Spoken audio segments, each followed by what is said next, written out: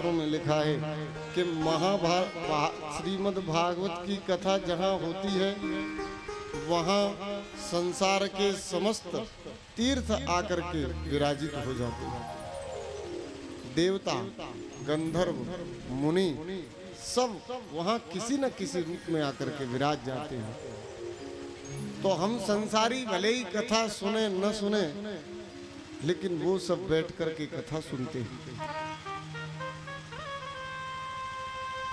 इसलिए आप कथा नहीं सुन सको तो केवल शांति से कथा में जरूर बैठे रहो, क्योंकि दूसरों को विक्षेप होता है और लोग कथा सुनते हैं। समस्त तीर्थ आकर के विराजित होते हैं। तो ऐसी ही एक कथा हरिद्वार में होने जा रही है। सनत कुमार जिसके वक्ता हैं और मुख्य परीक्षित कौन है, श्रोता कौन है? नारद जी महाराज। तीनों लोकों में इस कथा की पत्रिका गई है। भूर्लोके देवलोके च ब्रह्मलोके तथैव च। पृथ्वी लोक में जितने भक्त हैं, जितने भी रसिक हैं श्रीमद् भागवत के, श्रीमद् भागवत पीयूष पानाय रसलम पटाः धावन्तोऽप्यायुः सर्वे प्रथमं ये च वैष्णवाः। जो भी सुनता है कि हरिद्वार में कथा हो रही है, वही दौड़ लगा देता है माँ गंगा के पावन तट पर। कैसे कैसे महर्षि आए हैं, भृगु हैं, वशिष्ठ हैं, चैवन हैं, गौतम हैं, देवराज हैं, सब जो है। और इतना ही नहीं, गंगा, नदियाँ, बड़े बड़े पुष्कर आदि सरोवर जो है कथा सुनने के लिए आ रहे हैं।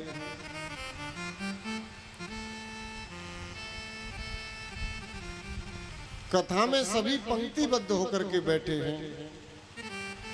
सबसे आगे वैष्णव लोग बैठे हैं, एक पंक्ति में विरक्त बैठे हैं, एक पंक्ति में सन्यासी बैठे हैं, एक पंक्ति में ब्रह्मचारी बैठे हैं, एक पंक्ति में माताएं बैठी हैं, एक पंक्ति में गृहस्थ बैठे हैं।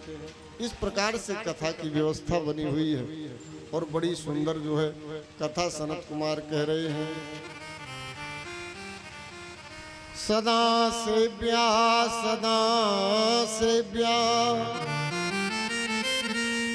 श्रीमद् भागवती कथा यस्याः श्रवण मात्रेण हरिश्चित्तं समाश्रये। सनत कुमार कहते हैं, बोले भैया इस श्रीमद् भागवत की कथा का सदा सर्वदा रसास्वादन करना चाहिए, क्योंकि श्रीमद् भागवत की कथा सुनने से साक्षात हरि ही आकर के हृदय में विराज जाते हैं। कथा भागवतस्यापि नित्यं भवति यद्ग्रहे तद्ग्रहं तीर्थ रूपम ही वसताम पापनाशनम। जिस घर में भागवत की कथा होती है, जिस घर में भागवत का पाठ होता है, वह घर तीर्थ के समान हो जाता है। उस घर के सारे पापों का शमन हो जाता है, सारे पाप नष्ट हो जाते हैं। 4 प्रकार की सेवाएं हैं भागवत जी में बताई हैं। 4 सेवाएं हैं, कौन कौन सी? बोले नित्यम भागवतम, जो नित्य भागवत की कथा सुनता है। हरि चिंतनम, जो लड्डू गोपाल की सेवा करता है। तुलसी पोषणम, जो तुलसी को जल देता है, तुलसी की सेवा करता है। और धेनुनाम सेवनम समम, 4 सेवा, गौ सेवा। इन 4 सेवाओं में से एक सेवा हमारे जीवन में जरूर होनी चाहिए, तो हम धार्मिक हो जाएंगे। कौन कौन सी? भागवत की कथा सुनना, भगवान की सेवा करना, तुलसी को जल देना और गाय की सेवा करना। इनमें से एक सेवा हमारे जीवन में जरूर होनी चाहिए। यदि चारों हैं तो और आनंद की बात है। सनत कुमार कहते हैं कि ये कथा बड़ी दुर्लभ है। जन्मांतरे भवेत पुण्यम तदा भागवतम लभेत। जन्म जन्म के पुण्यों का उदय होता है, तब जाकर के ये कथा सुनने को मिलती है।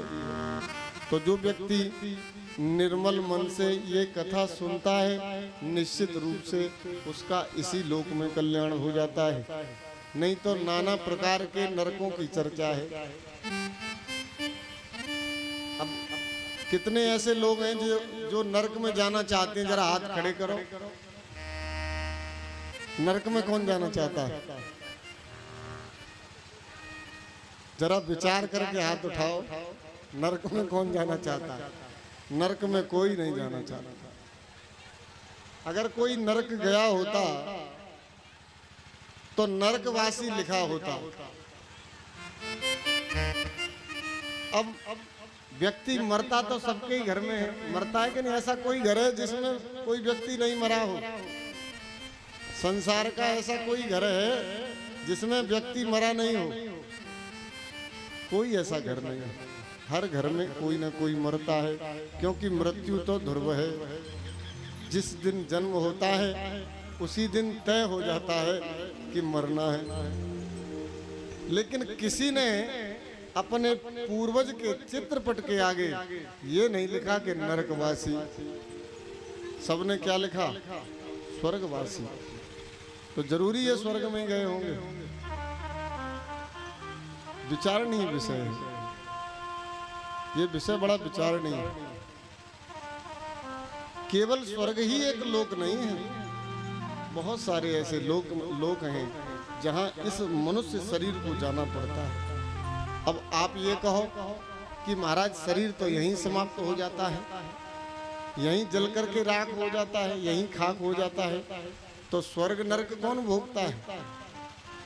तो ऐसा महापुरुष बताते हैं, शास्त्रों में लिखा है कि ये शरीर तो यहीं समाप्त हो जाता है, लेकिन इस शरीर के अंदर आत्मा जो निवास करती है वो अंगूठे के बराबर शरीर धारण करती है।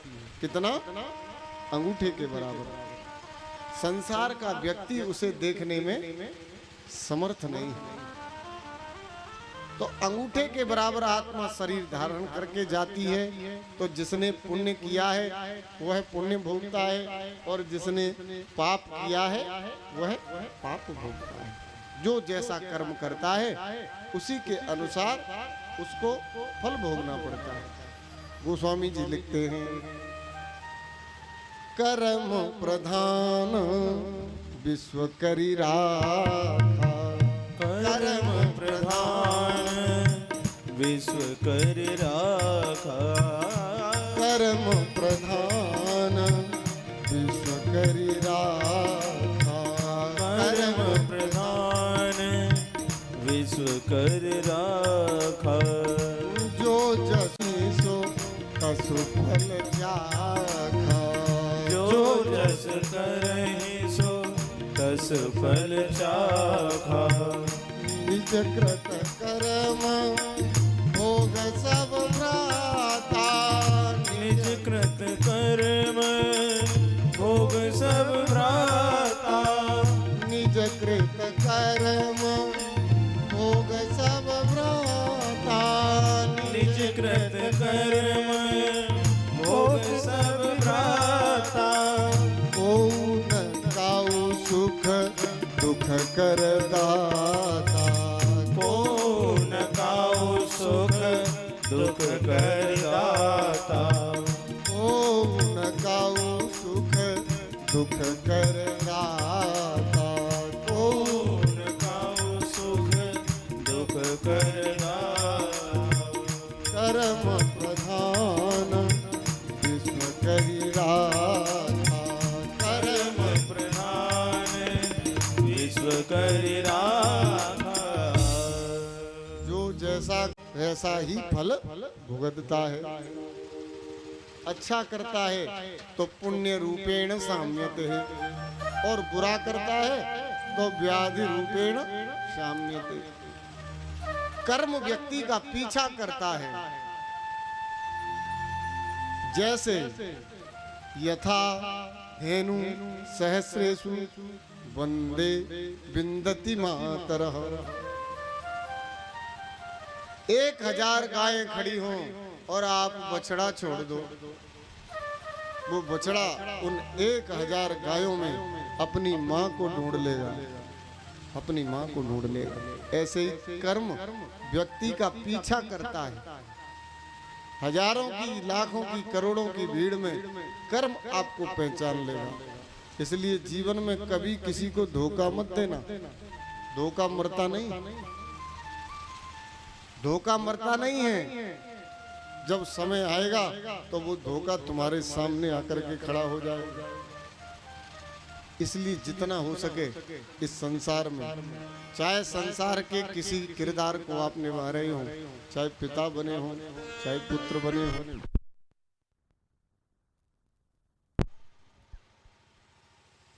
जो है जीने जैसा बन जाएगा। नहीं तो हाय हाय करते रह जाओगे और इन इंद्रियों की निवृत्ति कभी होगी नहीं, क्योंकि इंद्रियों की पूर्ति कभी हो नहीं सकती। इंद्रियां शिथिल हैं, आंखें देखना बंद कर देती हैं, लेकिन इच्छा हमेशा प्रबल रहती है। इच्छा कभी नहीं मरती और इंद्रियां शिथिल हो जाती हैं। नाना चले गए, दादी चली गई, दादा चले गए, सब चले गए और उसी पंक्ति में हम भी खड़े हुए हैं। ज्यादा जीवन नहीं है हम लोगों का, हम लोगों की अवस्था ज्यादा नहीं है। हमको लग रहा है कि जीवन बहुत बड़ा है, लेकिन यदि आप थोड़ा सा गणित लगाओ, मनुष्य का जीवन कितने वर्ष का होता है महाराज जी? आप बताइए कितने वर्ष का जीवन होता है आज वर्तमान समय में? 70-80, चलो कोई 90 साल भी जी जाए, हम 100 मान लेते हैं। लेकिन हमारे यहाँ काल की ऐसी गणना है कि 24 घंटे को एक दिन माना जाता है। आज प्रातःकाल शुक्रवार हुआ है तो कल प्रातःकाल शनिवार होगा, ऐसे ही तो मानते हैं। काल की गणना है, 24 घंटे का हमारे यहाँ एक दिन होता है। इसी तरह से 365 दिन की गणना होती है, एक वर्ष हो जाता है। अब विचार करिए, इसी तरह से हमने गणना की और 100 वर्ष हो गए, तो 100 वर्ष में 50 साल तो हम सोते ही रहे, 12 घंटे तो हम सोए, तो वो समय तो सोने में ही निकल गया, उसकी गणना तो करेंगे क्या?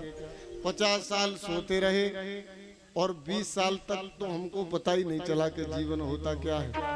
ये जो 100 साल जीने वाले हैं उनकी बात कर रहा हूं मैं, जिनका जीवन 70-80 साल का है उनकी तो बात ही नहीं। जो 100 साल जी रहे, 50 साल में 15-20 साल तो पता ही नहीं चले जीवन के कब कहाँ चले गए, तो जीवन बचा कितना? लेकिन हम लोगों को लग रहा है कि हम बहुत समय तक इस संसार में रहने वाले हैं, ज्यादा समय हमको यहाँ मिला नहीं है।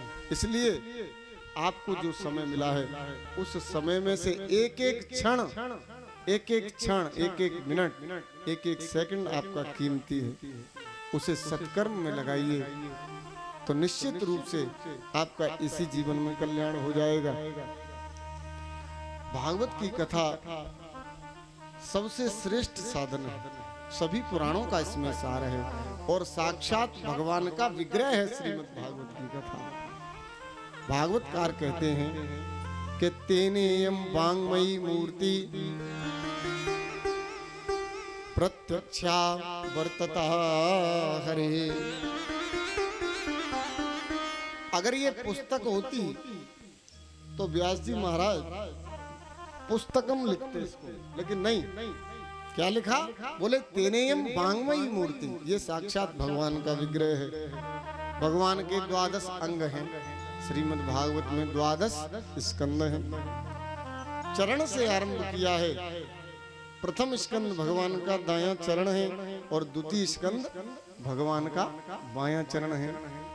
तृतीय स्कंद भगवान की दाई जंगा है और चतुर्थ स्कंद भगवान की बाई जंगा है। भगवान चतुर्भुज हैं। पंचम स्कंद भगवान की दक्षिण भुजा है और षष्ठम स्कंद भगवान की वाम भुजा है। सप्तम स्कंद भगवान का कटी भाग पर जो हाथ है। अष्टम स्कंद भगवान का दायां वक्षस्थल है और नवम स्कंद भगवान का बायां वक्षस्थल है। दसम स्कंद भगवान का हृदय है। एकादश स्कंद भगवान का ललाट है और द्वादश स्कंद श्रीनाथ जी का जो ये चौथा हाथ है। सर्वधर्मान परित्यज्य मामेकं शरणं व्रज। मानो भगवान कह रहे हैं भैया धर्मों को जीवन में छोड़ना मत। स्वधर्मे निधनम श्रेय परधर्मो भयावह। धर्मों को छोड़ना मत और यदि धर्म छोड़ने की इच्छा हो तो मेरी शरण में जब आओ तो सब धर्मों को छोड़ देना। गोस्वामी बाबा लिखते हैं सबके ममता ताग बटोरी। सबके ममता ताग बटोरी। सबके ममता ताग बटोरी। सबके ताग बटोरी। सबके ममता ताग बटोरी। जितने भी संबंध हैं उन सबको इकट्ठे कर लेना और मम पद बन बांधी पर